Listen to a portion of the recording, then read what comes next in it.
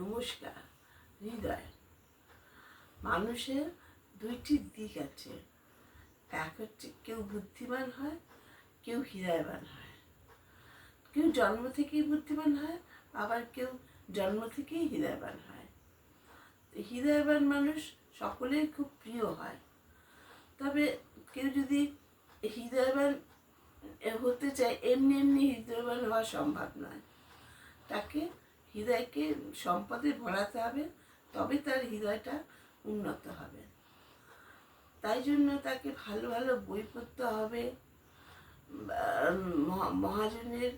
মহাজনদের উপদেশগুলো মনে রাখতে হবে, আর সবার কাছে শেখার চেষ্টা করতে হবে।